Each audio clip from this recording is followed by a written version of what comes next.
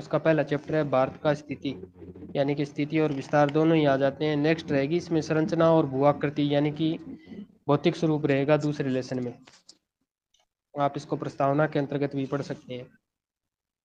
इसके अंदर जितने डाटा दिए हुए हैं ना, चाहे आपके पास हजारों डाटा हो, कोई फर्क नहीं पड़ता। इसमें जो डाटा दिए हुए हैं ना, वो आपको याद होने चाहिए। मान लो इसमें दो ही चीज दे रखा है, भारत का स्थिति विस्तार दे रखा है, टोटल क्षेत्रफल दे रखा है। क्षेत्रफल एक बार तो वर्ग किलोमीटर में दे रखा है और एक वर्ग मील में दे रखा है। तो अन्य आंकड़े, 5 आंकड़े रटने के अलावा आप उन दोनों को याद करने में ज्यादा महत्वपूर्ण रखोगे। पहली थी ये बात है। कौन, आरिफ सर आप कर रहे हो क्या शुरू? जी सर, कर देंगे सर। हम्म। जी, अब हम पढ़ेंगे भारत की स्थिति। पहला चैप्टर है, 11th क्लास की बुक है। इसमें पढ़ते हैं हम कि पिछली कक्षाओं में आप भारत का मानचित्र देख चुके हैं। अब आप भारत के मानचित्र चित्र 1.1 को जरा गौर से देखिए और इसका अक्षांशीय एवं देशांतरी विस्तार ज्ञात कीजिए। क्या आप इसके दक्षिणतम और उत्तरतम अक्षांशों को तथा उसके पूर्वी और सबसे पश्चिमी देशांतरों को चिन्हित कर सकते हैं? भारत की मुख्य भूमि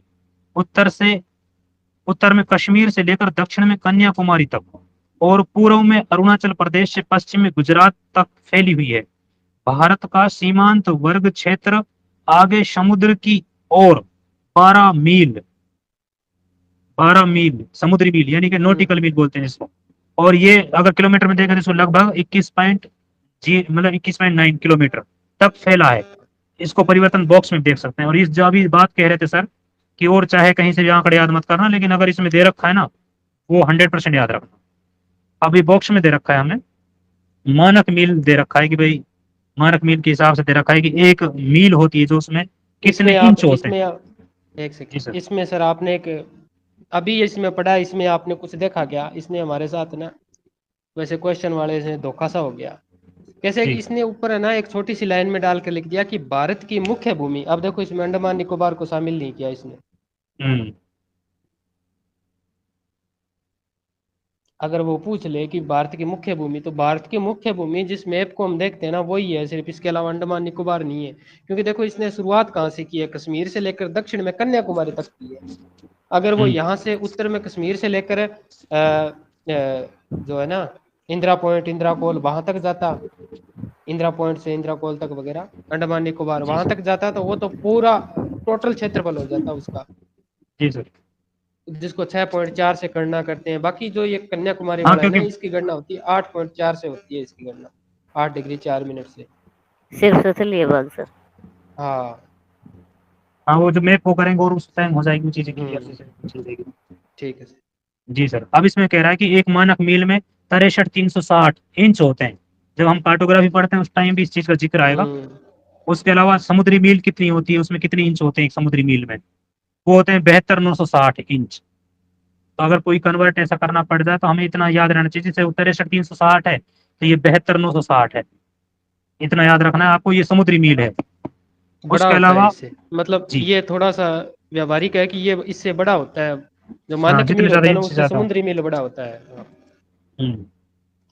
उसके अलावा जो एक मानक मील लगभग 1.66 मतलब 1.6 किलोमीटर, लगभग 1.584 किलोमीटर, मतलब अपन देखते हैं कि भाई 1600 मीटर के लगभग, या 1500, ये बता रहा 1584 मीटर, है ना? तो इसका हम्म। मतलब ये हो गया कि हमारा एक जो मानक एक मील है, मतलब किलोमीटर से भी ज्यादा होता है मील, नॉर्मल हमें पता भी है। लेकिन ये जो आंकड़ा दे रखा है ना कहीं काम आएगा हमें कि भाई एक हम्म। मील में कितना किलोमीटर होता है। तो 1.6 एक मोटा मोटा जो पड़ता है। तो ऐसे ही एक समुद्री मील को हम किस में कन्वर्ट करेंगे जब किलोमीटर में, तो 1.8 आ जाएगा। अब आप नॉर्मल देखो, एक तो नॉर्मल मील होता है, एक समुद्री मील होता है।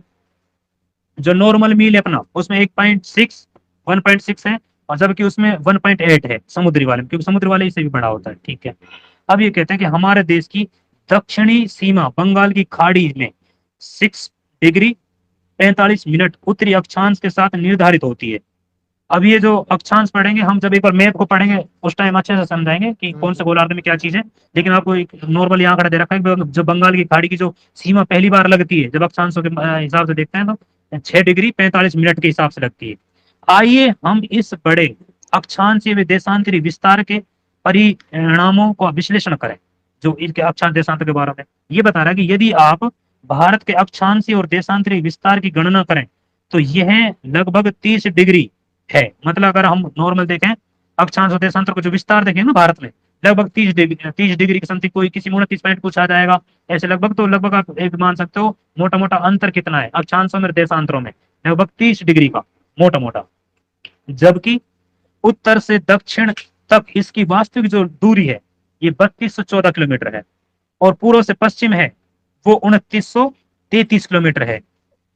इस अंतर का क्या कारण है भाई? अगर हम वैसे देखें दोनों में लंबाई चौड़ाई देख रहे हैं, 30 डिग्री मानी हमने मोटा मोटा, और हमने एक चीज ये भी मानी कि हमारे जो अक्षांश और देशांतर के बीच में लगभग जो दूरी होती है उसके हिसाब से ये जो अंतर आता है ना, वो देशांतरों में जो जब हम ध्रुव की तरफ जाएंगे तो वो जो देशांतरों के बीच की दूरी थोड़ी थोड़ी कम हो जाती है, तो उसकी वजह से ये चीजें मतलब अंतर है। तो ये मोटा मोटा ही बता रहे हैं कि भाई हमारे जब 30-30 का पढ़ रहे हैं हम अंतर, लेकिन फिर अंतर किलोमीटर में अलग अलग है उस तरीके से। ठीक है, इसे जानने के लिए जो पुस्तक है भूगोल में प्रायोगिकात्मक कार्य भाग 1, ये 2006 वाली, इसमें के अक्षांश देशांतर तथा समय के अध्याय संख्या 3 को देखें। तो इसका कोई अध्याय जो 3 है उसको उसकी बात कर रहा है, जो बुक की हमने प्रयोगात्मक वाली उसकी। ठीक है, ये कहता है कि यह अंतर इस तथ्य पर आधारित है कि ध्रुवों की ओर जाते समय दो देशांतर रेखाओं के बीच की दूरी घटती जाती है। अब आप जब पृथ्वी पे देशांतरों को हम देखते हैं तो ध्रुवों पर जाकर तो बिल्कुल मिल जाती है, इसका मतलब, और भूमध्य रेखा पर सबसे ज्यादा अधिक दूरी होती है देशांतरों के मध्य। तो उस बात की कह रहा है कि जो इसके ध्रुव की तरफ जब जाएंगे ना तो देशांतर की दूरी कम होती जा रही है, तो उसी की वजह से ये जो अंतर आया ना दोनों में, ये 3214 है जो उत्तर से दक्षिण हम पढ़ते हैं भारत को, और पूर्व से पश्चिम पढ़ते हैं 2933 किलोमीटर जो पढ़ते हैं हम।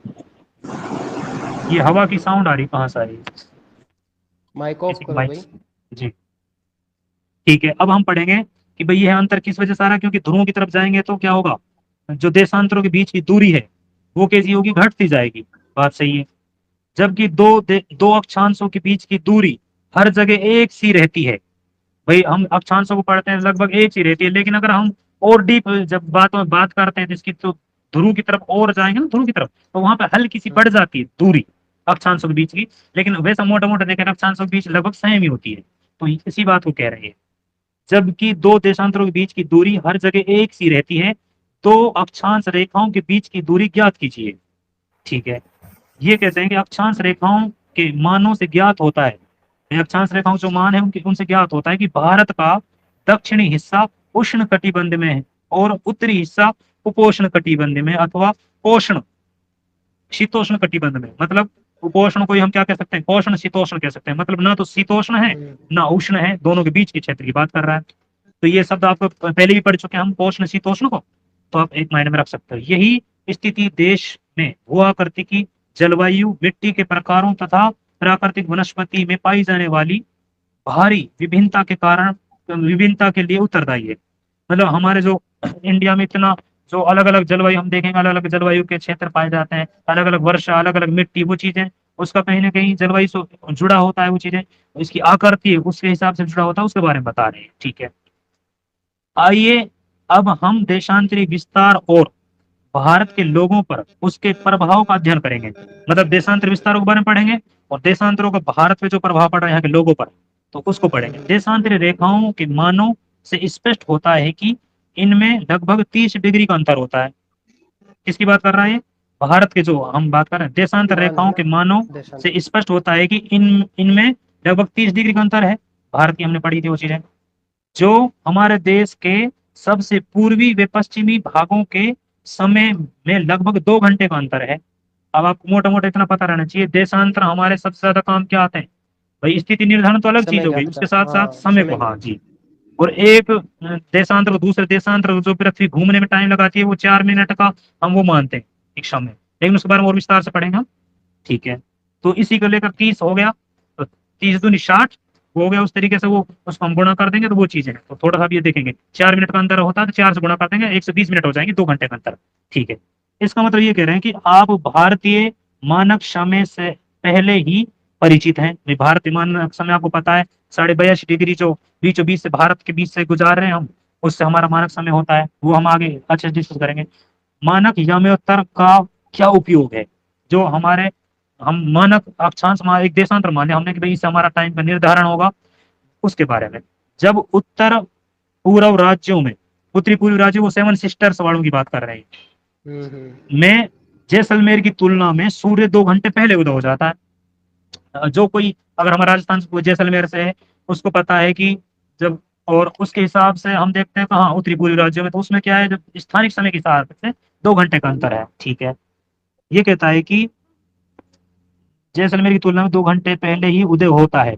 तो पूर्व में डिब्रूगढ़, इम्फाल तथा देश के अन्य भागों में स्थित जैसलमेर, भोपाल अथवा चेन्नई में घड़ियां जो होती हैं एक जैसा समय दिखाती हैं। ऐसा क्यों होता है? भारत के कुछ ऐसे स्थानों के नाम लिखिए जिनमें से मानक याम्योत्तर गुजरती है। अब इसने जो मोटी मोटी चीज बताई है अपने सामने, ये बताइए कि देशांतरों को पढ़ रहे हो, देशांतरों में ये बता रहा है कि जो हमारी याम्योत्तर देशांतर जो हमने मान लिया टाइम को निर्धारण करने के लिए, वो किस किस राज्य से गुजरती है। ठीक है, देशांतरों से ही हम टाइम का निर्धारण करते हैं। जस्ट हम बात जब देशांतर को पढ़ेंगे तो वो पश्चिम में 68 डिग्री 7 मिनट से, 68 डिग्री 7 मिनट से स्टार्ट हो जाता है हमारा देशांतर, और 97 डिग्री 25 पर खत्म हो जाता है। तो लगभग जो हम देखते हैं मोटा मोटा तो 30 डिग्री है अंतर। वैसे हम दोनों में अगर मानते हैं जो देशांतरी जो अंतर मानते हैं वो 29.18 के लगभग आ जाएगा, 29 डिग्री 18 मिनट के लगभग। ठीक है, अब बात ये चल रही है कि जो हमने भारत में समय का निर्धारण किस तरीके से किया है। भाई जब 2 घंटे का अंदर है पूर्व और पश्चिम में, अगर कोई बच्चा वहां स्कूल जाता होगा तो उसका टाइम हो सकता है अलग हो, क्योंकि वहां जल्दी दिन निकल जाता है। लेकिन जब पश्चिम राजस्थान की बात करूँ थोड़ा टाइम लगता है 2 घंटे का। तो उस चीज के बारे में भी बताया इन्होंने। और इसमें एक जो बॉक्स में एक नीचे चीज दे रखी, फिर हम मैप पे आएंगे, एक बार बॉक्स में जो चीज दे रखी उसको पढ़ लेते हैं थोड़ा सा।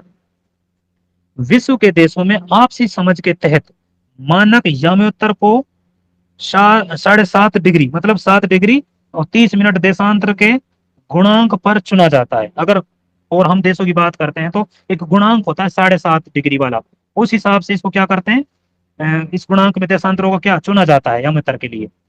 ये पूछ सकता है कि विश्व में जैसे किस आधार पे, 7 डिग्री 30 मिनट के आधार पे, जो गुणज में इसके गुणज में अपन करेंगे तो उस हिसाब से। यही कारण है कि 82.5 डिग्री पूर्वी याम्योत्तर को भारत की मानक याम्योत्तर चुना गया है। भारत जो भारतीय मानक समय ग्रीनविच माध्य समय, किस जो ग्रीनविच मीन टाइम है ना, जो लंदन से गुजर रही 0 डिग्री हम देशांतर देखते हैं, उससे ये पूर्व की स्थिति में है भारत है। अभी हम गोलार्ध को पढ़ेंगे तो उससे पूर्व में है, लेकिन कितनी डिग्री मतलब कितना पूर्व में है भैया, 82.5 डिग्री पूर्व में है। तो इसका मतलब ये हो गया कि हम आगे हैं लंदन वालों से, मतलब जो 0 डिग्री से कितना घंटा आगे, 5.5 घंटा आगे। ठीक है, ये चीजें हम, अगर आप ज्योग्राफी के स्टूडेंट हो आप ज्यादातर चीजें आती है, लेकिन फिर भी एक्सप्लेन और अच्छे से करेंगे। कुछ देश ऐसे हैं जिनमें अधिक अधिक पूर्व और पश्चिम विस्तार अधिक है। जैसे हम रशिया को देखते हैं, पूर्व से पश्चिम कितना विस्तार है। वहां पर एक जोन नहीं हो सकता टाइम का कि एक ही जोन करते हैं, वहां भी अलग अलग जोन होंगे। ठीक है, पश्चिम पूर्व विस्तार के कारण एक से अधिक मानक देशांतर रेखाएं हैं। उदाहरण संयुक्त राज्य अमेरिका में 6 समय कटिबंध है। अगर हमें अमेरिका की बात करें, पूर्व पश्चिम इतना विस्तार है उसका कि उसमें 6 टाइम जोन है, और इंडिया में केवल एक ही है जो 82.5 डिग्री का है। जी सर, अब उसके बारे में हम, अब आता है हमारे पास ये मैप इंडिया का। ठीक है, इसके बारे में हम थोड़ा सा देख लेते हैं। सबसे पहले इसमें इंडिया में हम राज्य को सब जानते हैं, ज्यादा देखने की जरूरत नहीं है। हाँ, लेकिन सबसे ऊपर कौन सा है, सबसे नीचे कौन सा है, ठीक है, सबसे पूर्व में कौन सा है, पश्चिम में कौन सा है। जैसे उत्तर में पढ़ते हैं हम, जम्मू कश्मीर था पहले राज्य, अब लद्दाख बन चुका है हमारा भाई, वो बन गया यूटी। ठीक है, और उसके बाद में हम बात करते हैं नीचे, दक्षिण की बात करते हैं, तमिलनाडु राज्य सबसे नीचे है, जिसकी कन्याकुमारी अभी हमारा डिस्कस बात भी हुई थी इसमें। अच्छा ठीक है, अब इसमें एक देखो सर, जी इसमें सर। एक एक ना बहुत अच्छा क्वेश्चन दे रखा है। अगर आप इसी मैप को देखोगे ना तभी वो सॉल्व होगा आपसे, वरना जी नहीं हो सर। पाएगा। अब देखो इसमें कर्क रेखा के जस्ट ऊपर कौन सी राजधानी है? जी सर, 3 है लगभग। एक तो अपने जयपुर है, और 2 ये है अगरतला और आइजोल, मतलब त्रिपुरा और मिजोरम वाली। बाकी सब एक चार तो जो जी, एक तो है 5 बच गई झारखंड की उसमें नीचे रांची, वो। झारखंड की रांची सर रांची। सर वो तो बीचों बीच पे है सर, वो उत्तर में नहीं नहीं मान नहीं, सकता हूँ। ऊपर नहीं, वैसे नहीं, इस रेखा के ऊपर, जस्ट ऊपर, यानी कि अच्छा बिल्कुल पास अच्छा। कौन सी है? हाँ, आप ये कह सकते हो कि रेखा कहाँ से गुजरती है। सबसे नजदीक तो हाँ रांची है, हाँ बिल्कुल। हाँ रांची है। अब देखो इसमें दिखाई दे रहा है कि रांची है और भी उसके बाद में आएंगे ये क्रम आएंगे, भोपाल है, गांधीनगर है, या जी फिर सर। इसके अलावा अगरतला है, आइजोल है। हम्म, और इसके अलावा पीछे इसने एक क्वेश्चन किया था हमसे हम्म, कि भारत के कुछ ऐसे स्थानों के नाम बताइए जिनमें मानक यामांतर गुजरती है। तो एक तो हम्म, है उत्तर प्रदेश, हम्म, एक तो उत्तर प्रदेश है। हम्म, दूसरा है मध्य प्रदेश। जी। मध्य प्रदेश का जो अगला हिस्सा है ना, पूर्वी हिस्सा का जो खांचा सा बना हुआ है, वहां से ऊपर गुजरती है। उसके हम्म, अलावा है छत्तीसगढ़। तो छत्तीसगढ़ को लगभग, ये नहीं कह सकते भी पूरा पूरा, परंतु लगभग दो भागों में विभक्त करती है। एक मानक जो 82.5 होती है ना, वो लगभग दो भागों में विभक्त करती है। उसके बाद में है, छत्तीसगढ़ के बाद में है, सीधा उड़ीसा में आती है वो। छत्तीसगढ़ के बाद हम्म, में उड़ीसा है, उड़ीसा के बाद में आंध्र प्रदेश है। तो अगर आपसे पूछे कि उत्तर से लेकर दक्षिण तक का जिलों के अनुसार इनका क्रम डालो, तो सबसे पहले राज्य उत्तर कौन से? प्रदेश, फिर मध्य प्रदेश, फिर छत्तीसगढ़, फिर उड़ीसा और फिर उसके बाद में आंध्र प्रदेश। ये है थोड़ा सा। अगर आप जी। अपने और मैप में इसका मानचित्र हम्म, बनाना चाहो या रेखा खींचनी चाहो तो खींच सकते हो। क्यों? क्योंकि अगर कई बार आंकड़े हम है ना खुद अपने आप में बढ़ा लेते हैं, परंतु असल में वो होते नहीं है इतने बड़े।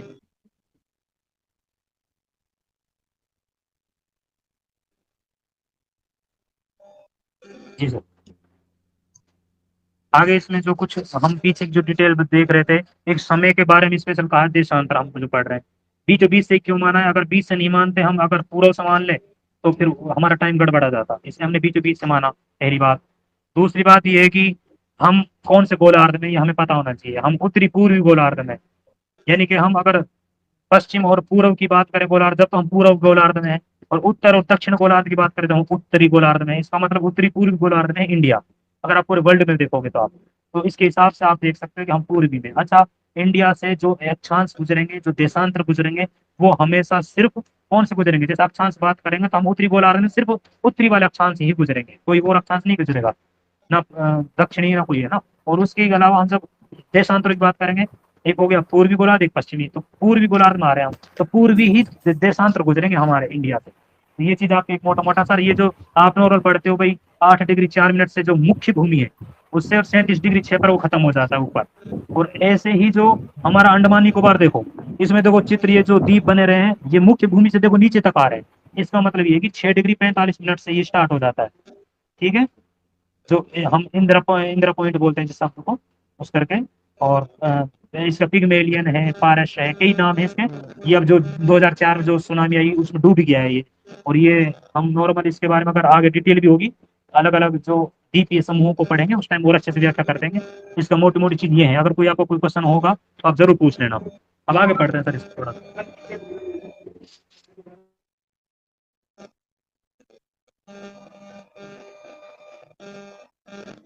हाँ जी सर, मैं पढ़ूँ क्या? नहीं सर, मैं पढ़ रहा हूँ, ठीक है। अच्छा। ये करेंगे बाहर, अगर आगे पैराग्राफ पढ़ रहे हैं और फिर हम इस दोबारा दूसरा मैप उसको पढ़ेंगे। ये कह रहा है कि भारत का क्षेत्रफल 32.8 लाख वर्ग किलोमीटर है। तो वैसे हम 32 87 263 पढ़ते ही हैं, तो वो आप सही है, सही मोटा है। मोटा आपको पता है, उसको शॉर्ट में दे रखा है। जो विश्व के लगभग 2.4% भाग पर है। अब आप सोचो, पूरी दुनिया का हमारे पास कितना परसेंट भूभाग है?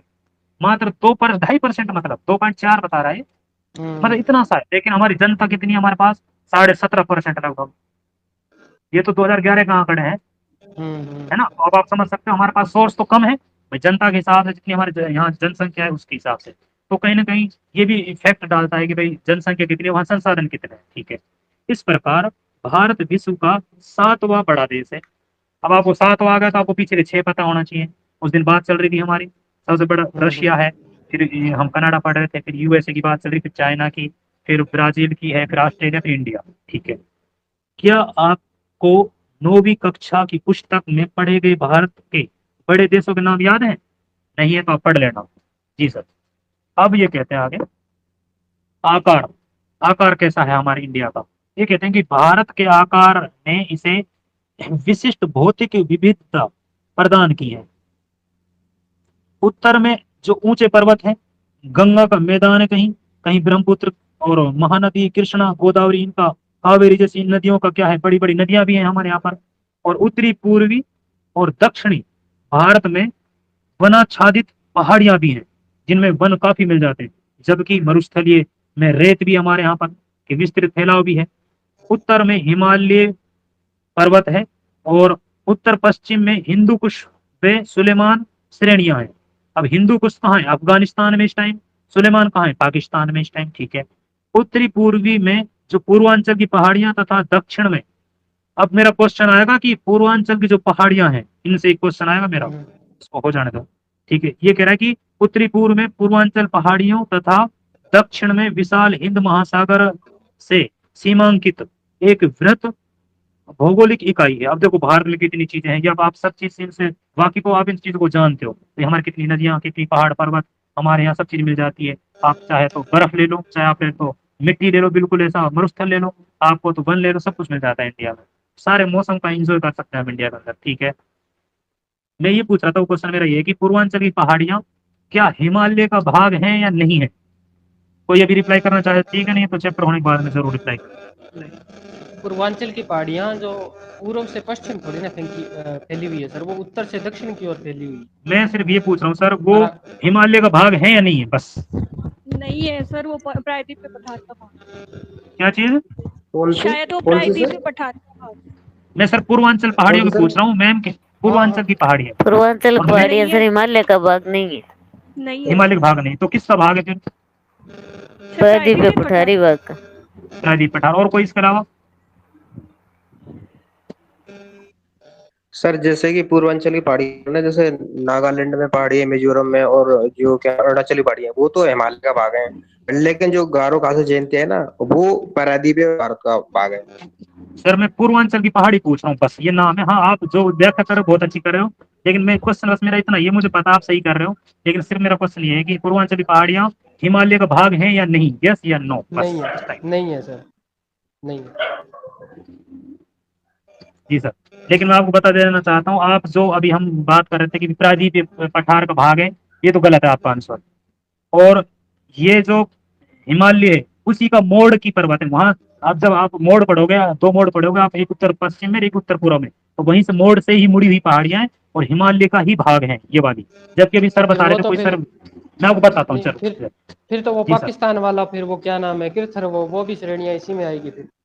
मैं अब बताऊंगा वो। आप जब हम हिमालय पढ़ेंगे ना, जब पढ़ाऊंगा, एक हम पामीर का गांठ पढ़ेंगे, वहां से अलग अलग हो नहीं, जाएंगे वो पर्वत जो आप बता रहे आप थे, सर, मैं बताऊंगा। आप जी सर। आप अराकान योमा की बात कर रहे हो। नहीं, अराकान युमा मेरी बात सुनो, जो आप बात करो म्यांमार की, आप इसी की बात कर रहे हो, वो अलग। मैं सिर्फ ये पूछ रहा हूँ, ये पूर्वांचल की पहाड़ियां हिमालय का भाग है नहीं है? मतलब यस है। मैं ये क्वेश्चन पूछा चलो मैंने देखें। आपसे। जी सर। और जबकि गारो खासी अजैन के भी सर भी बता रहे थे कोई कि वो नहीं है, वो प्रायद्वीपीय पठार का भाग की हिस्सा है, बस ये पूछा था मैं। और ये क्वेश्चन अभी आप जब आगे पढ़ेंगे तो शायद ये चीजें मिल जाएंगी आपको। ठीक है। देखते हैं सर। हाँ। अब हम पढ़ते हैं, ये बता दिया कि भाई हमने कहाँ कहाँ पर क्या क्या चीजें हैं। ये कहता है कि जिसे भारतीय उपमहाद्वीप कहा जाता है, इन चीजों को हमने जो पढ़ा, कहीं नदी है, कहीं पर्वत है, कहीं पठार है, इन सब चीजों को मिलकर, और इसका आसपास जो ये पूरा सारी स्थितियां ऐसी है कि चारों तरफ से सुरक्षा की दृष्टि से हर तरीके से, इसलिए हमने क्या कहा इसको, उपमहाद्वीप, मतलब महाद्वीप का छोटा भाग। इतनी बड़ी संज्ञा दी है, क्यों दी है? क्योंकि हमारे चारों तरफ देखो, नीचे समुद्र की तरफ से सुरक्षा है वो अलग तरीके से, उधर पर्वत है कहीं, तो उस तरीके से हम। ठीक है।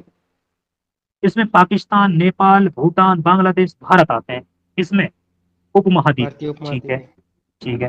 भूतकाल में, अच्छा मोटे मोटे देश जो दे रखे हैं आपको पता है, तो हमारी वैसे भी सीमा बनाते हैं, और हमारे पड़ोसी देश भी हैं, तो आप मोटे मोटे ध्यान रख सकते हैं। भूतकाल में, यानी कि पहले की बात कर रहा है, हिमालय अपनी अन्य श्रेणियों के साथ एक मजबूत भौतिक अवरोधक की भूमिका निभा रहा है। आज भी कहीं ना कहीं अवरोधक किसका? हमारी जो चारों तरफ की आप सीमा देखते हो, बाउंड्री देखते हो, अलग अलग मिलेगी, लेकिन जहां पर भौतिक अवरोधी है, मतलब समान हिमालय वगैरह, तो कहीं ना कहीं हमारी सुरक्षा कर रहा है, कहीं ना कहीं कई तरीके से। जैसे बीच में एक बात बता रहे, खैबर दर्रा, खैबर है, बोलन है, शिव किला है, नाथुला है, बोमडीला है, जैसे कुछ पहाड़ी दर्रे को छोड़कर इसे पार करना क्या हो गया है, मुश्किल था। क्योंकि अगर ये दर्रे नहीं होते तो शायद हो सकता है हिमालय को पार करना बहुत कठिन हो जाता, आपको पता है चीजें। ठीक है। हिमालय पर्वत ने भारतीय उपमहाद्वीप को एक अद्वितीय क्षेत्रीय पहचान स्थापित करने में सहायता दी है। मतलब ये कह रहा है कि जो हिमालय पर्वत की वजह से भारतीय उपमहाद्वीप के लिए अद्वितीय एक अलग ही ये क्षेत्र बना गया, इसकी पहचान हो गई। अगर कोई पूरी दुनिया में कहीं पड़ेगा कि भाई सबसे ऊंची चोटी से आप पढ़ते हैं, वैसे खैर इंडिया में तो नहीं है वो, नेपाल पाक चीन में, चीन के लगा लो भाग से सीमा पे तो, लेकिन कहीं ना कहीं जो हमारा ये भाग है उपमहाद्वीप से, कहीं ना कहीं इसको बहुत अच्छा बना दिया भाई सुरक्षा की दृष्टि से, तो उसकी बात कर रहे हैं। ठीक है, ये कहते हैं कि भारत के भौतिक मानचित्र का हवाला देते हुए आप इन भौतिक विविधताओं का वर्णन कर सकते हैं जो कश्मीर से कन्याकुमारी, राजस्थान में जैसलमेर से मणिपुर में इम्फाल तक यात्रा करते समय अपने मार्ग में आएंगे। ठीक है, उसको बता रहे हैं कि भाई आप इसमें आराम से और आगे वर्णन करोगे तो ये चीजें हैं आपके सामने। भारत का प्रायद्वीपीय भाग हिंद महासागर की ओर उभरा हुआ है। मतलब ये कह रहा है कि प्रायद्वीपीय जो भाग थोड़ा सा उभरा हुआ है हिंद महासागर से, ठीक है। और हिंद महासागर भारत की संपूर्ण तट रेखा द्वीप समूह समेत 7516 किलोमीटर पर तक मतलब सीमा बता रहा है, जो हमारे तटीय सीमा होती है। अब तटीय सीमा एक तो जो स्थल भाग की देखते हैं ना, वो तो 6100 किलोमीटर लगभग है, लेकिन कंप्लीट द्वीपों को सहित मिला लेते हैं तो 1500 1400 समथिंग वो है, तो ये 7517 मतलब अपने ये किलोमीटर का एरिया हो गया। तो ये चीजें हम आगे शायद नहीं दे रखी होगी, लेकिन ये चीजें आपने नोट्स वगैरह पढ़ रखी होंगी चीजें। अतः एक देश के रूप में भारत भौतिक दृष्टि से विविधतापूर्ण भूभाग है। तो अलग विविधता है हमारे देश में, जिससे यहाँ विभिन्न प्रकार के संसाधन पाए जाते हैं, बहुत सारे संसाधन पाए जाएंगे। फिर इसमें ये कहता है कि भारत में उसके पड़ोसी देशों को पढ़ेंगे इसमें। ठीक है, ये कहता है भारत में स्थिति मानचित्र 1.2 की जांच करें और आप देखेंगे कि भारत एशिया महाद्वीप के दक्षिण मध्य भाग में है। अब जैसा भी पूछ सकता है कि एशिया के कहाँ पर आता है, हाँ। दक्षिण मध्य में। ठीक है, स्थित है, क्योंकि हमें लगता है कि हमें पता है, आसान है, लेकिन अगर इसमें कोई लैंग्वेज दे रखी है ना, तो वहां से ज्यादा इंपॉर्टेंट पड़ जाती है, उसको थोड़ा सा और आप अच्छे से देख सकते हैं। जी अब सर। सीधा पूछ अब ले क्या सर, दक्षिण दक्षिण पूर्व, दक्षिण पश्चिम में, दक्षिण में, दक्षिण दक्षिण मध्य, हाँ, उत्तर पूर्व में। अब ये समस्या है कि भारत है ना वो एशिया के दक्षिण मध्य में है, न तो पूर्व में है न पश्चिम में है, न दक्षिण पश्चिम में है न दक्षिण पूर्व में है, वो दक्षिण मध्य में है। ये ध्यान रखना पड़ेगा, क्योंकि दक्षिण आगे पूर्व कहते की हैं, तरफ तो जी आ सर, जाते हैं म्यांमार वगैरह। आगे कहते हैं कि और बंगाल की खाड़ी और अरब सागर के रूप में विस्तृत इसकी दोनों भुजाएं हिंद महासागर के साथ सीमा बनाती। आप देख सकते हो हिंद महासागर की स्थिति अभी हमने भी देखा, हमने पीछे और भी देखेंगे। प्रायद्वीप भारत की इस सामुद्रिक स्थिति की वजह से ही भारत सामुद्रिक एवं वायुयान द्वारा अपने पड़ोसी क्षेत्रों से जुड़ा हुआ है। और मानचित्र में देखते हुए भारत के पड़ोसी देशों की एक सूची बनाए।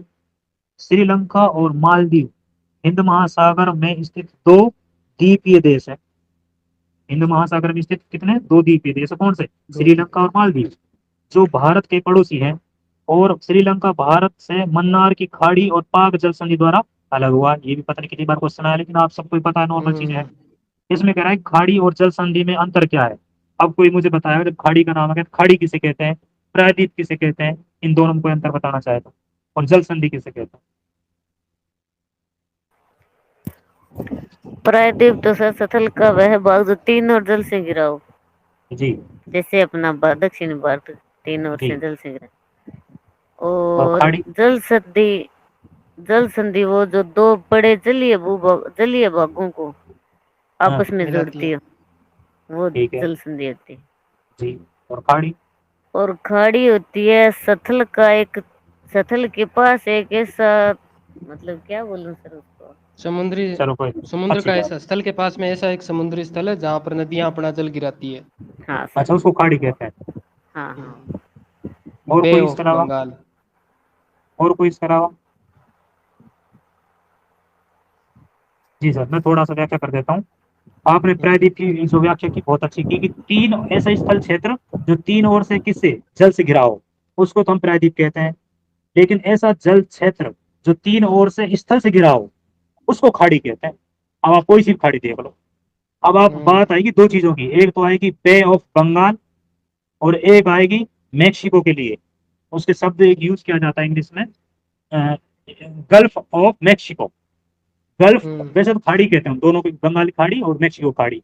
इन दोनों में इंग्लिश में जो वर्जन मैं यूज कर रहा हूँ आपको, बे ऑफ बंगाल और एक मेक्सिको किया था मैंने, कौन सा किया था अभी, कौन सा शब्द बोल रहा था सर मैं भी आपसे, बे मेक्सिको ऑफ की खाड़ी। बंगाल। मेक्सिको खाड़ी के लिए बे इंग्लिश ऑफ। वर्जन लिया है।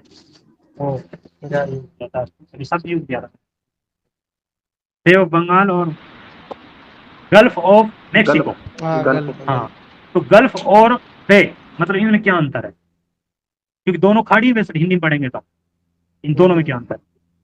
अब सर मैं थोड़ा थोड़ा व्याख्या कर देता हूँ। ये तो मैंने आपको बता दिया, प्रायद्वीप आपको तीन ओर से जल से घिरा कोई स्थल क्षेत्र है वो प्रायद्वीप कहलाएगा, लेकिन तीन ओर से कोई जल क्षेत्र है जो तीन ओर से स्थल से घिरा हुआ है वो खाड़ी कहलाएगी। बिल्कुल सही बात है।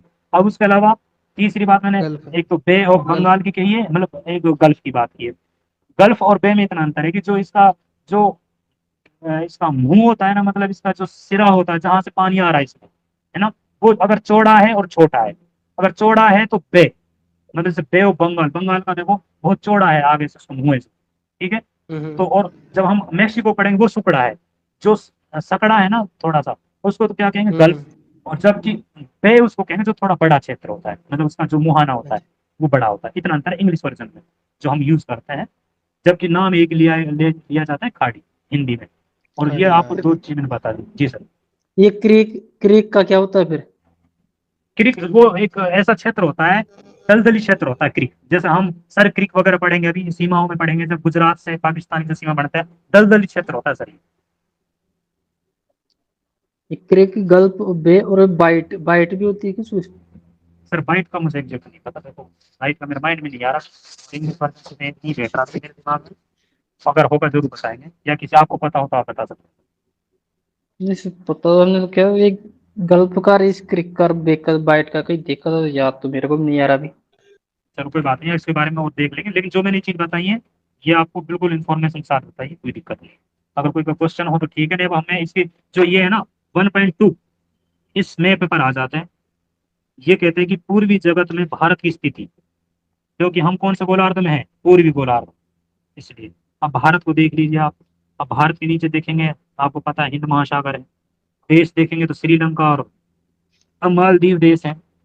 मालदीव के इसमें शायद जिक्र नहीं कर रखा, कोई बात नहीं, ठीक है। उसके अलावा आप देश अड़ोस पड़ोस को जानते हो, जैसे जस्ट उत्तर पूर्व में देखोगे चाइना है, जस्ट उत्तर के लगभग देखोगे तो थोड़ा सा जो अफगानिस्तान की सीमा बनाता है, थोड़ा सा उत्तर पश्चिम में पाकिस्तान है, और जस्ट उत्तर पूर्व में नेपाल है, वो भूटान है, नीचे थोड़ा सा बांग्लादेश में म्यांमार है, ये आप सब जानते हो। इसके अलावा कोई चीज सर आप बताना चाह रहे थे, आप बता रहे थे उस टाइम कि यहाँ से नहीं, स्पेशली ये चीजें इसमें हैं। जी सर। कैस्पियन सागर वगैरह उसकी बात कर रहे थे। कैस्पियन सागर है, उससे जस्ट पूर्व में है अरल सागर। अरल सागर जी के सर। जस्ट नीचे उज्बेकिस्तान और हम्म। कजाकिस्तान। हम्म। ये है थोड़ा सा, क्योंकि जब हम विश्व का आर्थिक भूगोल पढ़ते हैं ना, तब ये थोड़ा सा बहुत ही ज्यादा डिफिकल्ट है। कैस्पियन सागर के जस्ट पश्चिम में स्थित है काला सागर। अब देखो काला सागर है ना, बिल्कुल आप देखो 20 डिग्री पूर्वी और 40 डिग्री वहां पे लिखा हुआ है। कई बार क्या है, कुछ सागरों को पूर्व से पश्चिम और उत्तर से दक्षिण की ओर सम्मिलित करवा लेता है जी। कैस्पियन सागरों को, अरल सागरों को। उसके बाद में है फिर- हम्म। साइप्रस। साइप्रस, और साइप्रस है वो बिल्कुल है भूमध्य सागर के अंदर स्थित है, चारों ओर से साइप्रस जल कौन से घिरा हुआ। कौन सा महाद्वीप का देश है। ये होना तो इसका चाहिए ना, एशिया, एशिया हमारे।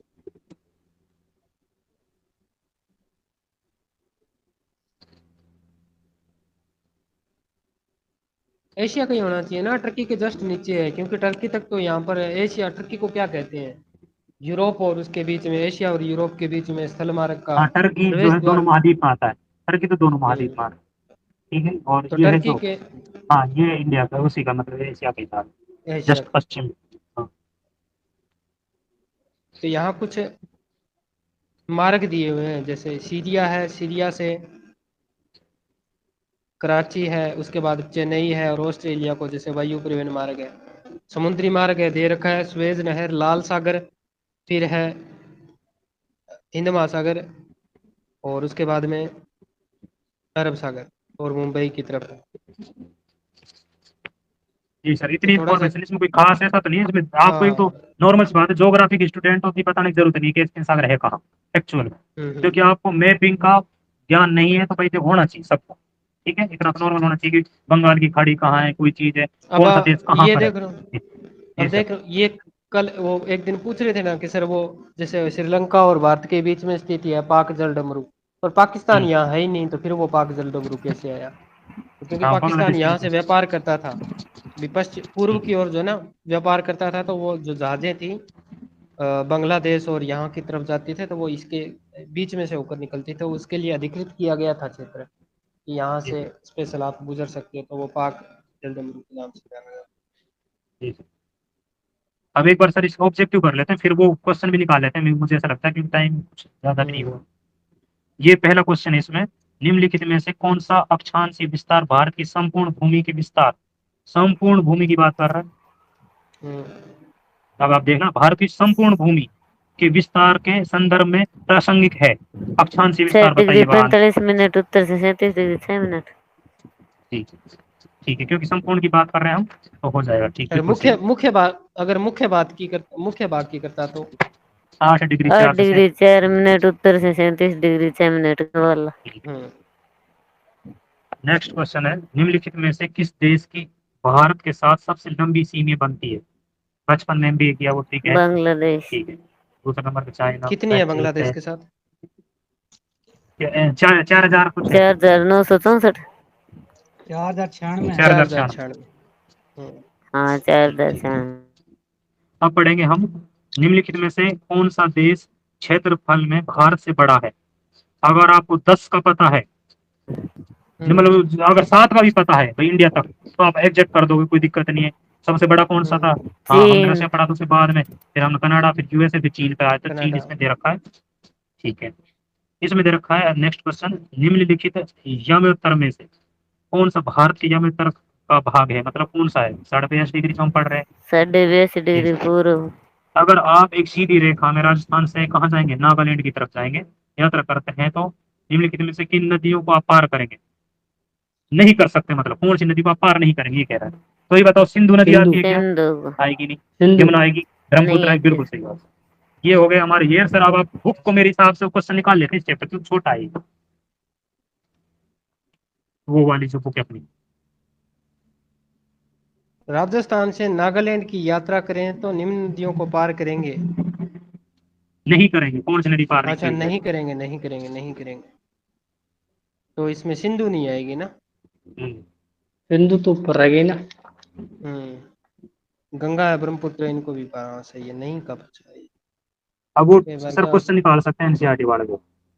हाँ NCERT वाली इसी में PDF डाली हुई है, वो थोड़ा चेक हाँ, करो। वो PDF अपनी अपनी ओपन कर सकते हैं सब, और उसको हम हम्म, स्टार्ट करते हैं, क्योंकि आज क्या छोटा चैप्टर भी था, फिर अगर लगेगा कि उसी क्वेश्चन के साथ निकालने में फायदा है, क्योंकि कुछ चीजें ऐसी होती है तब याद भी रहती है, उसके बहाने से याद भी हो जाती है जैसे कुछ चीजें, तो इस हिसाब से ठीक हम। है, मैंने वैसे पिन कर दिया है वो मैसेज। टाइम पर आप सब पेज नंबर बता दीजिए। पेज नंबर है 167 से आगे है।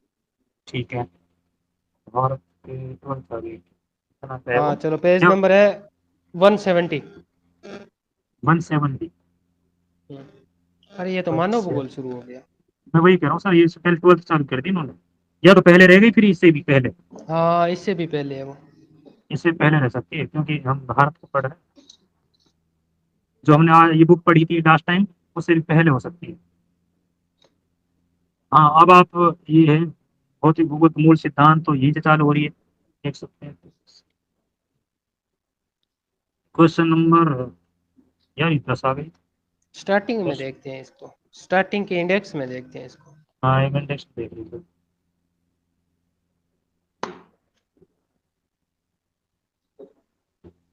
86 नंबर पेज है सर। 86। 86। 86। 86। 86 बता रहे हो, कितना बता रहे हो? हाँ 86, 86। हाँ यही है। ये कह रहा है कि हमारे सामाजिक 78 दे विज्ञान रखा है, समकालीन बात। ऐसे कैसे हो सकता है? 78 है हमारे में। 78 है क्या संतरो, कौन सा है? हाँ, बुक में देखो आप साइड में देख रहे हो आप? हाँ पीडीएफ क्या नहीं जो नहीं, पेज है PDF सर वो बात तो नहीं, 78 PDF है। बात अगर ना ना, अगर हम वो पीडीएफ खोलते हैं ना 78। तब हाँ, उसके PDF का देखो तब वो आप, 86 78। बता रहा है। नहीं, 78। अब पीडीएफ का बताओ कौन सा पेज है? PDF का 78। 78। पीडीएफ का ठीक है, 78 और मिल पेज आगे पीछे करते हैं तब मिल गया, 86 हाँ दिखा मिल रहा है गया, सर। हाँ मिल गया एक ही बता दो मैम, क्योंकि दो में क्या ज्यादा कंफ्यूज हो जाएंगे आप। हम्म, जी सर। अब इसमें मिल गया। सबने निकाल ली होगी आई थिंक, तो अब हम क्वेश्चन चालू कर देते हैं। इसमें दे रखा है भारत आकार और स्थिति। पहला क्वेश्चन है, भारत के संदर्भ में नीचे दिए गए कथनों पर विचार कीजिए। भारत देश उत्तरी गोलार्ध में स्थित है। भारत पहली लाइन है, ये हमने अभी पढ़ा था कि भाई उत्तरी गोलार्ध में बिल्कुल है। भारत सबसे पूर्वी देशांतर क्या है? सबसे पूर्वी देशांतर 78 पॉइंट कुछ दे रही है, 80 पॉइंट कुछ बता रहा है, इसका मतलब ये गलत है सेकंड वाला। भारत का सबसे लेकिन पूर्वी दिशांतर तो है ना 95, 97.25 है वो। तो ये सर सबसे पूरी कह रहा है, तो वो तो है ही नहीं ना, 80 तो बीच में आ जाएगा ना। बस ही बीच में आ जाएगा। सबसे पूरी पूछा है इन्होंने, हम्म, और सबसे पूरी का मतलब हो गया लास्ट वाला। हम्म, कथन एक ही सही से, है सिर्फ। हाँ जी सर। तो हमें भी और नहीं ये मिला। तो कैसे 78 नहीं जो मिला? पीडीएफ का देखो मैम आप, 78 रुके एक मिनट, चुप हो जाए एकदम से। पीडीएफ का 78 पेज नंबर।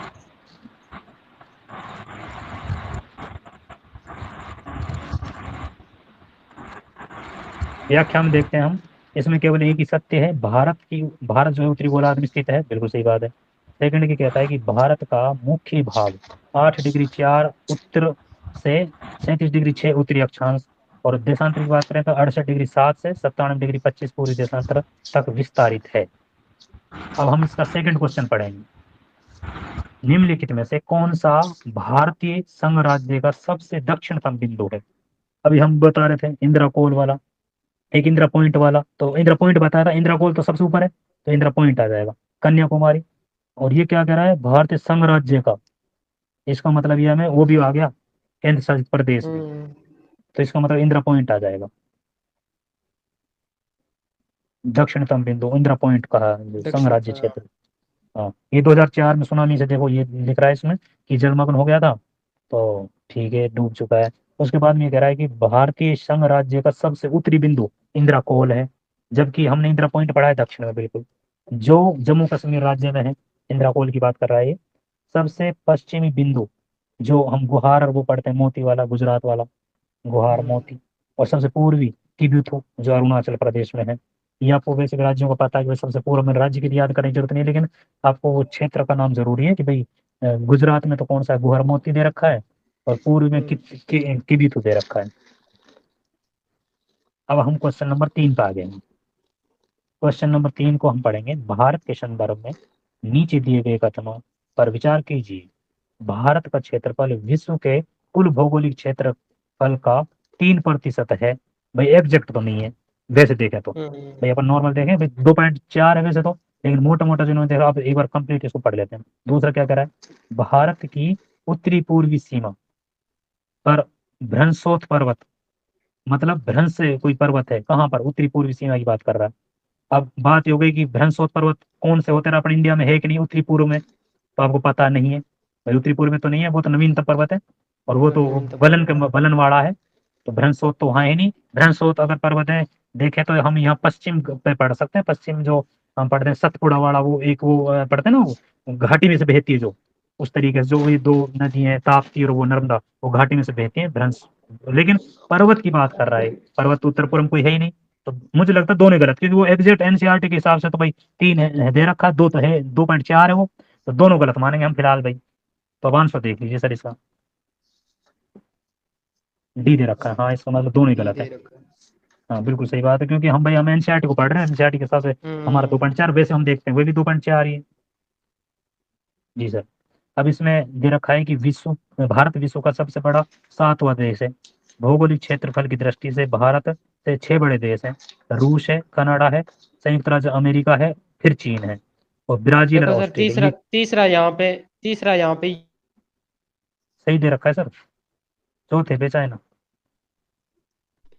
एक दिन बात हुई थी ना अपनी, नहीं हाँ सर, एक दिन बात नहीं हुई थी ना अपनी इस चीज के ऊपर संयुक्त राज्य मैंने ये बोला था कि सर तीसरे नंबर तीसरा। पे, और चीन, चीन हाँ, चौथे पे है। उस दिन भी ये कह रहा था, आज चीन भी यही है चौथा। सर, और आगे भी यही रहेगा।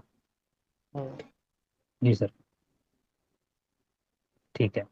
और आप इस क्रम को क्रम दे रखा है ये एग्जैक्ट सबसे बड़े से हम्म, छोटे की तरफ।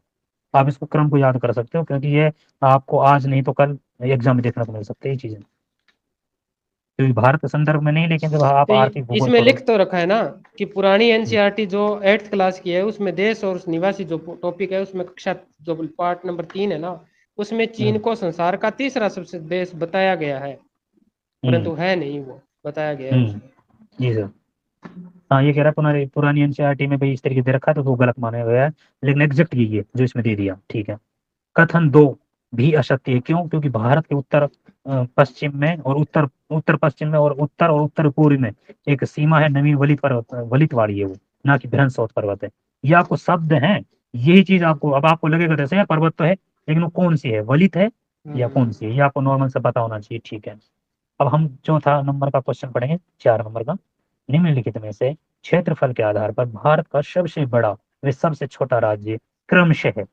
मतलब ऐसा भी हो सकता है आपको क्रमशः दे दिया यहाँ पे, और लेकिन वहां पे आपको कभी छोटा दे देगा या बड़ा दे देगा, आपको ये देखना है पहले कौन सा पूछा है। तो इसमें सबसे बड़ा पहले पूछा, फिर छोटा पूछा है।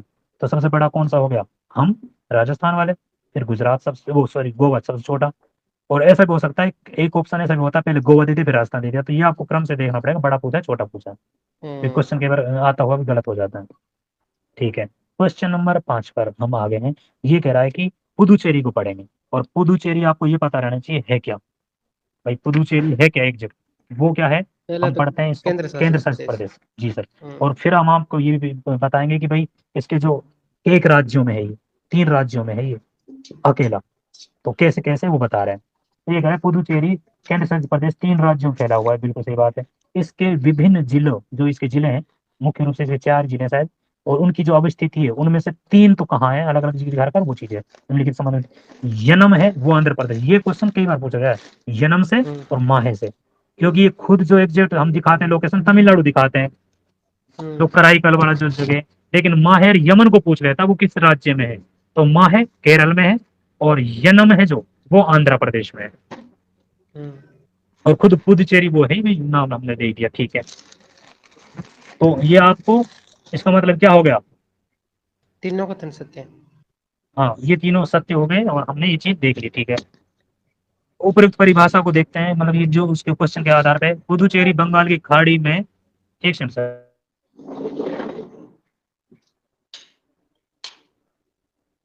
तो ये कहते हैं सर, सर आप थोड़ी देर व्याख्या पढ़ोगे कि मैं थोड़ा सा काम है छोटा हाँ, सा। हाँ, हाँ, ठीक है, ठीक है। जी सर करिए।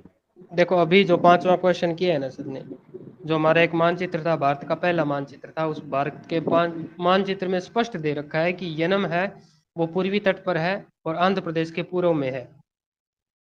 उसके बाद में है जो करिकाल है वो है तमिलनाडु के जस्ट पूर्व में। उसके बाद में माहे है वो केरल के पश्चिमी तटों पर है। तो इस कारण से ये 3 राज्यों में स्थित है। तो अगर सीधा ये पूछ लेना ये कौन कौन से राज्य स्थित है, तो आंध्र प्रदेश, तमिलनाडु और केरल में स्थित है ये। उसके बाद में है नेक्स्ट क्वेश्चन 6 नंबर का, निम्न में से भारत के कौन से राज्य, यानी कि भारत के कौन से राज्य अंतर्राष्ट्रीय सीमा के साथ साथ समुद्री सीमा भी स्पर्श करते हैं। राज्य तो राजस्थान, गुजरात, मिजोरम और पश्चिम बंगाल अंतर्राष्ट्रीय सीमा के साथ साथ है समुद्री सीमा भी स्पर्श करते हैं, दो एक साथ में। तो गुजरात का तो आपको 100% पता है कि वो समुद्री सीमा भी स्पर्श करता है और एक अंतर्राष्ट्रीय सीमा भी बनाता है। राजस्थान सिर्फ और सिर्फ अंतर्राष्ट्रीय सीमा बनाता है, समुद्री सीमा नहीं बनाता। इसके अलावा वेस्ट बंगाल है तो वो बांग्लादेश के साथ में, और इसके अलावा समुद्री सीमा भी बनाता है। तो ये 2 है। और टोटल अगर पूछे कि समुद्री सीमा पर टोटल कितने राज्य हैं, 7, 8, 9, 10। जी सर अब आ गया मैं, क्या बोल रहे सर क्वेश्चन। वो पूछ रहे थे कि भी टोटल कुल कितने राज्य है ना वो समुद्री सीमा के ऊपर स्थित है। 9, 9, 9। हाँ, 9 है। 9 में से जी वो कितने राज्य हैं जो केवल स्थलीय और केवल वो कितने हैं जो स्थलीय और जलीय सीमा बनाते हैं। 2, 2 उन्हीं का पूछा हुआ है, जी क्योंकि सर। वो दोनों स्थलीय सीमा तो पश्चिम बनाते हैं बंगाल और परंतु गुजरात। स्थल स्थलीय के साथ साथ वो अंतर्राष्ट्रीय सीमा भी बनाते हैं। हम्म, हाँ उसका है। क्वेश्चन नंबर 6 तक हो गया था, 7 नंबर जी सर। क्वेश्चन है। पढ़ रहे हो क्या पढ़ूं सर? या मैं पढ़ूं? जी हाँ मैं पढ़िए। पढ़ रहा हूँ। तो भारत की लंबाई उत्तर से दक्षिण और पूर्व से पश्चिम की अपेक्षा क्या है, अधिक है। मतलब ये कह रहा है कि भारत की जो लंबाई है ना, उत्तर से दक्षिण जो लंबाई है, हम 3214 पढ़ते हैं जो, वो और पूर्व से पश्चिम की अपेक्षा अधिक है। ये क्या ये बात सही है? बिल्कुल सही है कि भाई 3214 ज्यादा है और 2933 है जो पूर्व से पश्चिम वो कम है। ये क्वेश्चन की लैंग्वेज है। नेक्स्ट लैंग्वेज ये कह रहा है कि जो दूसरा इसका पॉइंट दे रखा है, 82.5 डिग्री पूर्वी देशांतर रेखा भारत के मानक यामांतर का भाग है। बिल्कुल माना गया। 82.5 डिग्री है, बिल्कुल दोनों सही है इसका मतलब। अब आप लंबाई देख सकते हो, वो हमने पढ़ ली। 3214 उत्तर से दक्षिण है, पूर्व से पश्चिम 2933 है। लगभग 2 घंटे का अंतर था। 82.5 डिग्री बीचों बीच से हमने मान रखा है। वो कहाँ से गुजरता है ये ध्यान रखना, उत्तर प्रदेश के मिर्जापुर नैनी नामक स्थान से वो जी होती है। ठीक है, अब क्वेश्चन नंबर 8 पढ़ेंगे हम। निम्नलिखित में से कौन से भारतीय राज्य चीन की सीमा को स्पर्श करते हैं? कौन कौन से ऐसे राज्य हैं वो जो क्या करते हैं, भारत चीन के की सीमा। मतलब चीन की सीमा के साथ स्पर्श करते हैं? लेकिन अब इन्होंने क्या है कि जब ये क्वेश्चन बनाए थे उस टाइम ये केंद्र शासित प्रदेश नहीं बने थे और नाम उन्होंने राज्य का दिया है। तो आज आप क्वेश्चन करोगे तो उस हिसाब से ऑप्शन के हिसाब से करना पड़ेगा आपको। लेकिन अभी तो ये मुझे लगता है जम्मू कश्मीर भी मानेगा और सिक्किम भी, उसके अलावा हिमाचल प्रदेश है ये भी हो गया, और उत्तराखंड ये भी हो गया। तो सभी हो गए इसका मतलब। ठीक है, हाँ ये देखो क्योंकि बुक हमारी पहले की छपी हुई है, कुछ चीज़ें जो बीच में संशोधित हो जाती हैं चीज़ें, वो चीज़ें थोड़ा सा अलग है। जी सर। अब हम पढ़ेंगे इसमें जो चीन की सीमा को स्पर्श करने वाले राज्य जम्मू कश्मीर है, हिमाचल है, उत्तराखंड, सिक्किम और अरुणाचल प्रदेश, ये आपको पता है। ठीक है, ये कहता है सीधा निम्नलिखित ये में क्वेश्चन पूछ, सीधा ये जी क्वेश्चन सर। पूछ ले कि चीन के साथ कितने देश स्पर्श करते हैं? 5, 6, 7, 8? देश या मतलब वो अपने राज्य राज्य राज्य पूछ रहा है। राज्य कितने स्पर्श करते हैं? अगर आज के टाइम की हम बात करें राज्यों की, क्योंकि पहले में अलग है और अब की बात अलग है। अब आज का तो मुझे लगता है शायद 1, 2, 4 ही 4 राज्य और 1 यूटी लगता है। यूटी तो 4 एक 1 लगता है। यूटी। तो 4 हो गया, 5 लगते थे पहले, तो वो फिर अब टूट चुका है ना, तो शायद ये फिर क्योंकि केंद्र शासित प्रदेश को अब हमें नहीं मानना पड़ेगा। मतलब अब उसको राज्य का अलग सिस्टम है और केंद्र शासित प्रदेश का अलग कंडीशन है। सही है। 4 4 तो पक्के हो ही गए उसमें। जी 4 तो सर। राज्य हो गए, इसके अलावा 1 यूटी हो गया। एक बड़े बड़े लद्दाख हो मुल्क गया होते ना। हैं। हाँ हाँ हाँ वो वो लद्दाख यूटी की वाला बात करें सर, लद्दाख। हाँ लद्दाख क्योंकि वाला। हाँ जम्मू नहीं लगेगा क्योंकि वो टच नहीं हो रहा उस हिसाब से। हिमाचल, एक तो है हिमाचल, उत्तराखंड, सिक्किम और अरुणाचल, ये 4 तो है ही पक्के। हम्म, ठीक है, इसके अलावा जम्मू कश्मीर वाला मामला था जो वर्तमान में क्या है, यूटी और जम्मू में जो जम्मू और लद्दाख दोनों में बंट गया। जी। ठीक है सर। अब हम पढ़ते हैं नेक्स्ट क्वेश्चन नंबर 9। निम्नलिखित में से भारत के किस राज्य की तट रेखा सबसे लंबी है? अच्छा ये क्रम भी याद रखना पड़ेगा आपको। सबसे ज्यादा किसकी है, क्योंकि गुजरात की है, तो दूसरे नंबर पे किसकी है ये आपको याद रखना पड़ेगा कि आंध्र प्रदेश की है। तीसरे नंबर पे किसकी है, तो इस तरीके दो तो कम से कम याद होनी चाहिए आपको। सबसे ज्यादा किसकी है, गुजरात की। दूसरे नंबर पर किसकी है, शायद आंध्र प्रदेश की दूसरे नंबर पर। ठीक है, दूसरे पे अब हम आंध्र और तीसरे पे हाँ तमिलनाडु, 4 पे महाराष्ट्र। हाँ ठीक है, अब हम पढ़ेंगे नेक्स्ट क्वेश्चन। उत्तराखंड, ये उत्तर एक प्रदेश सेकंड सर, इसमें जो अपने जो राज्य भारत का मैप है ना उसमें एक नंबर लगा देते हैं। अभिषेक सर बताना पहला कौन सा? आंध्र प्रदेश, दूसरा? नहीं पहला सर गुजरात, वो क्या नाम है, गुजरात। हम्म। क्या सर? सबसे ज्यादा समुद्री सीमा बनाने वाला राज्य कौन सा है? तो पहला तो हो गया गुजरात, दूसरा? हाँ आंध्र प्रदेश। तीसरा आंध्र प्रदेश हो जाता है। तीसरा तीसरा? तमिलनाडु। तमिलनाडु बता रहे हैं, तमिलनाडु। और चौथे पे महाराष्ट्र। चौथा है महाराष्ट्र। ठीक। इसमें ऐसे भी हो सकता है क्या, जी सर। भारत के कुल कितने राज्य केंद्र शासित प्रदेश समुद्री तट पर स्थित है? हाँ बिल्कुल हो सकता है। अब आपको ये पता रहना चाहिए केंद्र शासित प्रदेश पहले तो कितने इंडिया में 8 हैं, जिसमें से कौन कौन से यहाँ पर हैं, तट पे हैं हमारे, कुछ ऐसे हैं जो तट से भी दूर हैं। जैसे आप देखोगे वो क्वेश्चन की डिपेंड करे क्वेश्चन किस हिसाब से पूछा है। अगर आप देखोगे अंडमान निकोबार द्वीप समूह वो स्थल भाग से दूर है, ऐसे लक्षद्वीप को देखोगे वो भी दूर है। 2-3 अलग हो गए। अब बच्चे हमने एक पुदुचेरी और एक अपना दादर नगर हवेली दमन द्वीप, एक हो गया। कितने हो गए? 4, 2 ऊपर हो गए 6, एक वो हो गया अपना दिल्ली रेखा चंडीगढ़, और 8 हो गए। तो एक एक चीज ये मैं आज पढ़ा था, सबसे लंबी तटरेखा। अब हाँ उसमें राज्य मतलब उसमें क्वेश्चन था सबसे लंबी तटरेखा बनाता है, तो उसमें अंडमान निकोबार द्वीप फिर तो आएगा बिल्कुल बिल्कुल बिल्कुल बिल्कुल बिल्कुल बिल्कुल अंडमान को होगा, सही बिल्कुल बात। होगा। सही। अगर आप, हाँ उस मैं वही कह रहा हूँ, क्वेश्चन की प्रकृति बताई है हमें कि वो क्वेश्चन किस तरीके से पूछ रहा है। अगर हाँ ओवरऑल देखें हम सबसे ज्यादा अंडमान निकोबार, क्योंकि वहाँ बहुत सारे द्वीप हैं तो वो सब काउंट होगा, और जबकि यहाँ पे भाई हमारा वो तट वाला ही वो जो हिस्सा है उस तरीके से। ये जी सर। एक जी सर। अब क्वेश्चन नंबर हम पढ़ेंगे 10। ये कहते हैं कि उत्तराखंड, उत्तर प्रदेश, बिहार, पश्चिम बंगाल, सिक्किम राज्य किस देश के साथ छूटे हैं। अब आपको एग्जैक्ट अगर लोकेशन वैसे ही पता है तो आपको पता है वहाँ पे आसपास कौन सा देश है, तो यहाँ पर अपना आंसर आ जाएगा नेपाल। नेपाल। जी सर। अब आपको ये देख लेना कि देखो मैप की एक नॉर्मल बेसिक नॉलेज होनी चाहिए हल्का से, कि भाई ये भी पूछ ले कि नेपाल से कौन सा राज्य सीमा नहीं बनाता, नॉर्मल क्वेश्चन बन जाता है कई बार। लेकिन वो सही अगर है। आपको एग्जैक्ट पता है कौन सा राज्य कहाँ पर है तो आप आंसर निकाल लोगे आराम से, लेकिन वो आपको मैपिंग की जरूरी है। ठीक है। क्वेश्चन नंबर 11, निम्नलिखित में से किन राज्यों में होकर कर्क रेखा गुजरती है। अब आपको आठों का आठों पता होना चाहिए, ये 4 ऑप्शन देना वो अलग चीज है।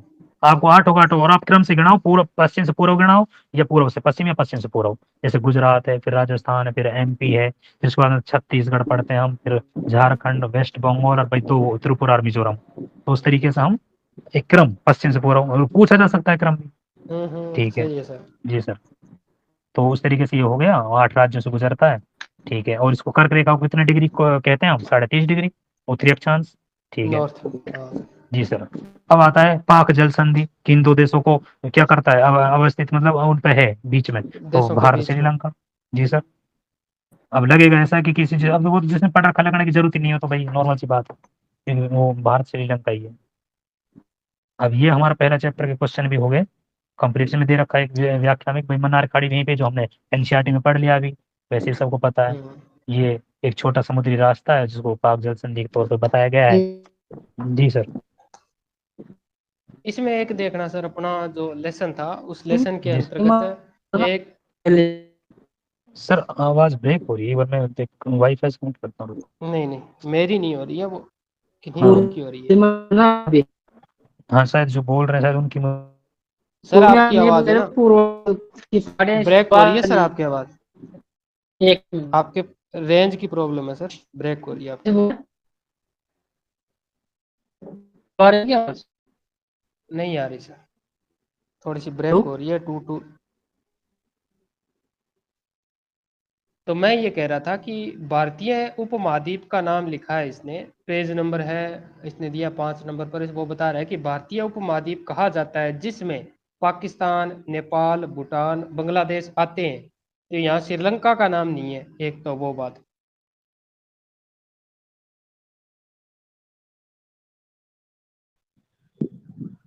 तारीफ सर। लंका सर द्वीपीय देश है सर, लंका और मालदीव जो पड़ोसी देश तो है भारत के, बट लेकिन ये द्वीपीय हम्म। देश है सर ये, इसलिए हाँ यही उपमहाद्वीप के तो भाग बात है नहीं ना, है ये।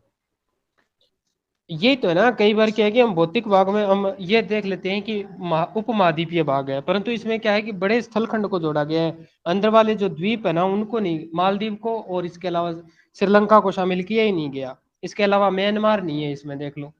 परंतु बिल्कुल साथ में लगता हुआ, कई बार क्या करते हैं हम साथ में लगते लगते ना 2-4 देश और ले लेते हैं। क्वेश्चन ये भी सीधा पूछा जा सकता है कि भारतीय उपमहाद्वीप में कितने देश आते हैं, 4, 5, 6?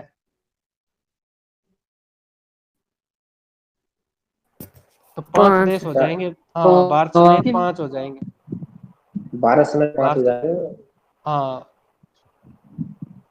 और ये हाँ ये ये भी है थोड़ा। कि कभी कभी कंफ्यूज हो जाता है, जैसे अफगानिस्तान को भी शामिल कर सकते हैं, जो अफगानिस्तान की। हाँ कर सकते हैं, क्योंकि जब पाकिस्तान को शामिल कर लिया तो क्या अफगानिस्तान को और कर लेते हैं शामिल।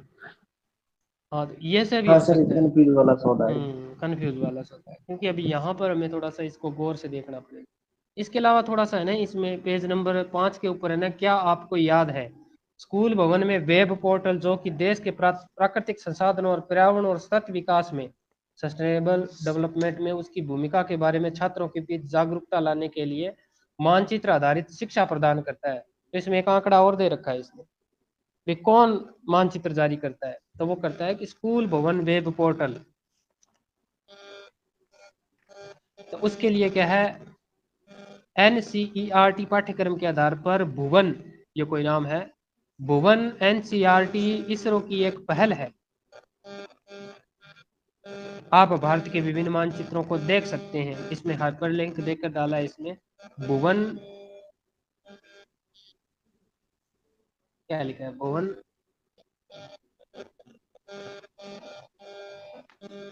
भुवनडा NC Noida. N N nrse.gov.in/projects.school भुवन स्लैश। ये थोड़ा सा ही नहीं, ये कई बार क्या है कि हमारे फर्स्ट ग्रेड का जो फर्स्ट पेपर है ना, उसमें आईसीटी का भी कुछ मैटर जुड़ा हुआ है। आईसीटी सिर्फ और सिर्फ कंप्यूटर और कंप्यूटर से संबंधित वेबसाइटों पर निर्भर करती है ज्यादातर, जी और वो ये चाहती है कि स्कूल किस प्रकार से हैं, कौन कौन से वेब पोर्टल है, शिक्षा संबंधित कौन कौन सी नीतियां हैं, या फिर भुवन, सिर्फ भुवन नाम ही आ गया ना, पहले लेसन में दे रखा है कि एनसीईआरटी आधारित शिक्षा है जो पाठ्यक्रम से संबंधित है, मैप वगैरह मानचित्र प्रावरण सतत विकास से संबंधित है, वो कौन तैयार करता कहाँ है? पे बता रहे हो आप तो ये? ये है ना एनसीईआरटी की बुक में ही है, जहां पर हमने क्वेश्चन किया ना, लास्ट पेज पर ही है ये, तो वहां पर है ये जो मैंने अभी जो पढ़ा है। थोड़ा सा उसको ना एक साथ में इसके साथ में देख लेना।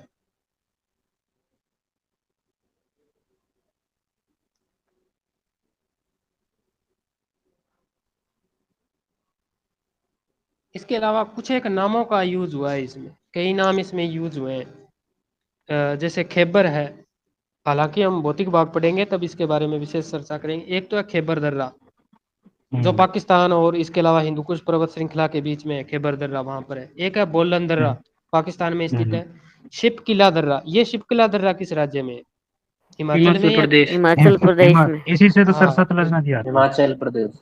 हाँ, कई बार क्या होता है, कोई दर्रा होता है सीधा सुमेलित करवा लेता है। मान लो कि सारा भौतिक भाग में कुछ नहीं दिया गया, इसी से ही क्या है कि उसने निम्न में से कौन सा दर्रा है वो हिमालय में स्थित है, हिमालय में स्थित नहीं है, तो सिबिकिला हो गया। नाथुला कहाँ पर है? सिक्किम में है, अरुणाचल प्रदेश में है, या फिर सिक्किम में। सिक्किम में।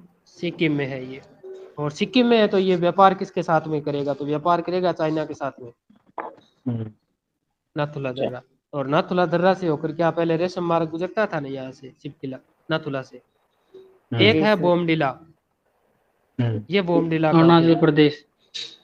अरुणाचल प्रदेश। तो अरुणाचल आपने प्रदेश। एक, हाँ हाँ अरुणाचल प्रदेश। इसमें आपने एक और देखी क्या कोई बात? इसमें आपने देखो, ये सारे के सारे नाम है ना, ये पश्चिम से लेकर पूर्व की ओर अरेंज करके पहले ही लिखे हुए हैं।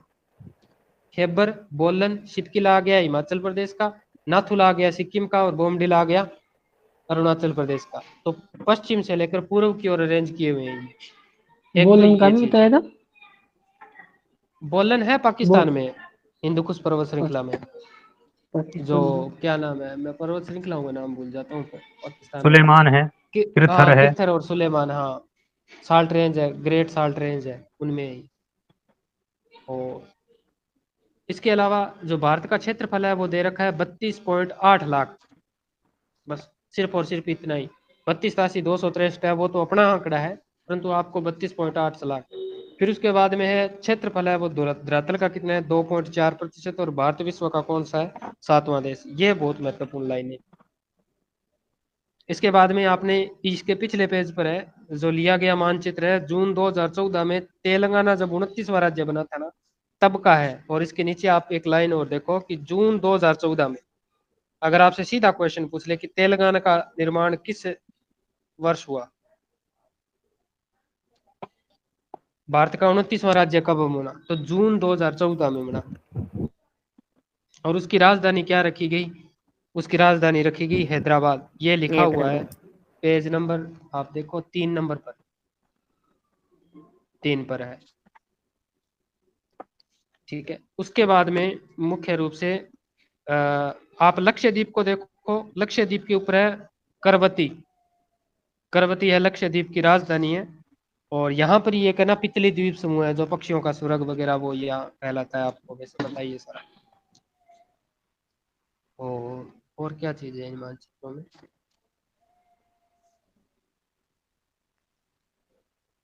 सिलवासा है, दमन द्वीप है, नागर नगर हवेली है, ये थोड़ा सा हो गया। एक है कर्क रेखा पर सबसे बड़ा देश राज्य कौन सा है, तो राजस्थान हो गया। कर्क रेखा पर जो दो कौन से राज्य को दो बराबर भागों में बांटता है, तो एक तो हो गया मध्य प्रदेश हो गया, और एक इसके बाद में मिजोरम हो गया। लगभग मिजोरम को दो बराबर भागों में बांटता है। और वैसे अगर क्षेत्रफल की तरफ से देखे ना, तो ये क्या करता है, झारखंड को, रांची झारखंड को भी क्या लगभग दो बराबर भागों में बांटता है। और ये तो क्वेश्चन बहुत बार पूछा हुआ है कि निम्न में से कौन सी राजधानी है वो कर्क रेखा के ऊपर स्थित है, तो देख लो इसमें रांची जो है ना बिल्कुल कर्क रेखा के ऊपर स्थित है। सर इसमें जो ये आप उपमहाद्वीप लिखा हुआ है, तो उपमहाद्वीप की परिभाषा क्या होगी? उपमहाद्वीप तो तीनों ओर से जल मैं से मोटा घिरा मोटा हो। नहीं बता दो सर। नहीं, आप बता रहे थे, एक बार आप बता दो, कोई बात नहीं। तो वही है ना, एक ऐसा स्थलखंड जो तीनों ओर से जलीय भाग से घिरा हो, उपमहाद्वीप। नहीं, वो उपमहाद्वीप प्रायद्वीप पूछ हो रहे हैं। जाएगा, वो हाँ, वो तो प्रायद्वीप अलग हो चीज है। जाएगा।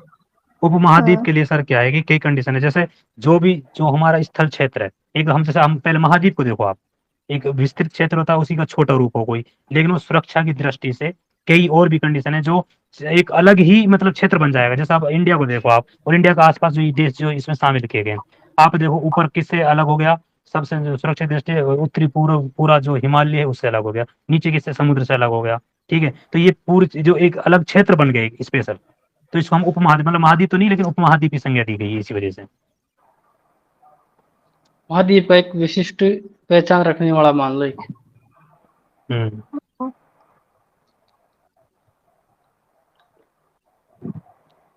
जैसे ऑस्ट्रेलिया को कहते हैं ना महाद्वीपीय देश।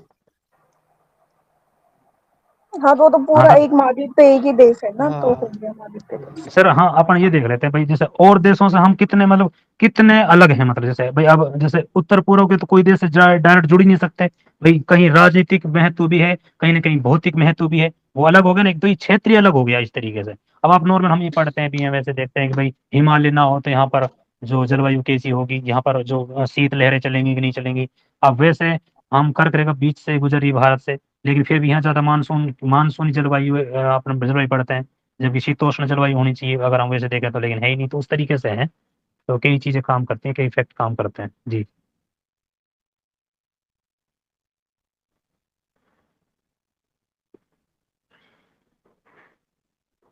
वैसे यही है कि पूर्वी जगत को भारत की स्थिति है ना, वो मानचित्र वगैरह देख रहे थे, उसमें जो सोमालिया है या फिर उसमें लाल सागर है, जैसे लाल सागर को कर्क रेखा दो भागों में बांटती है, तो कर्क रेखा वहां से अगर गुजरती है तो इसका मतलब है कि लाल सागर में जल का तापमान है वो ज्यादा होगा तो लवणता भी ज्यादा होगी। तो ये थोड़ा सा देख लेते हैं। सर एक करंट का क्वेश्चन भी है ना, अभी ग्रेट निकोबार का नाम बदल दिया गया है, कुछ विजय करके कुछ रखा गया है। हम्म। हाँ, बता उसकी सकते राजधानी हैं। बदल दी ना उसकी, अलग हो गई। हम्म।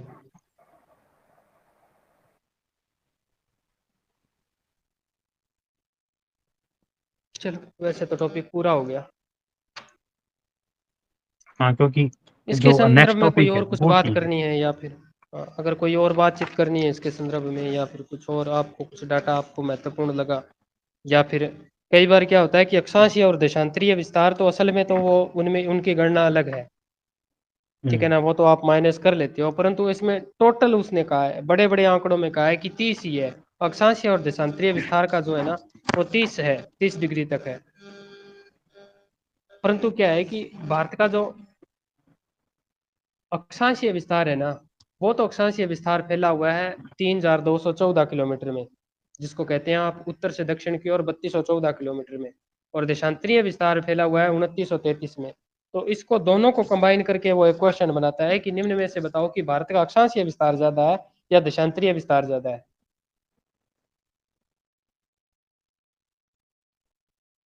अक्षांशीय ज्यादा है सर।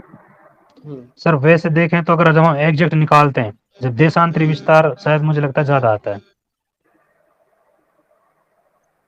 देशांतरीय क्योंकि विस्तार ज्यादा है। हाँ, क्योंकि वो 29 लगभग 29 डिग्री 2 मिनट आता है, और वो आता है शायद 29 डिग्री 18 मिनट, तो थोड़ा सा माइनर अंतर है, ज्यादा नहीं है। वो आप देखोगे तो वही चीज बताइए इसमें जो कि भाई लगभग बराबर है, फिर भी इतना अंतर कैसे है कई किलोमीटरों का। तो उस वो वजह यही बताया इसमें, वजह बताइए इसमें स्पेशल कि जो देशांतर हैं वो जब ध्रुव की तरफ चले तो वो आपस में मतलब नजदीक आते जाते हैं, मतलब कि दूरी कम होती चली जाती है, उसकी दूरी वजह कम से ये जाती हुआ है, है। हाँ। जी, उसी की वजह से ये जो अंतर आया है, क्योंकि अक्षांश एक एक वो काल्पनिक रेखा है जबकि टोपोग्राफ, पृथ्वी पे नहीं है ये चीज। जी भारतीय मानचित्र को जब टोपोग्राफी वगैरह उसमें प्रक्षेप में देखते हैं तो अपनी शीट कहाँ से लेकर कहाँ तक है, 39 से लेकर 92 तक, हाँ जी, 39 से 92, जबकि कुल विश्व की विश्व में देखते हैं कितनी तो है? विश्व की तो भाई 2222। कंप्लीट, हाँ, दो ऐसे है ना, दो 22 22। और वैसे अगर हम्म अड़ोस पड़ोसी देशों की ओर देखें तो 1 से लेके 106 तक होती है वो।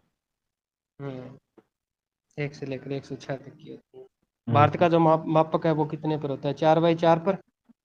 हाँ, 4 डिग्री 4, और उसमें जो मुख्य रूप से जो हम यूनिट लेते हैं, एक तो 2.5 लाख की लेते हैं, एक 50,000, एक 25,000 की। हम्म।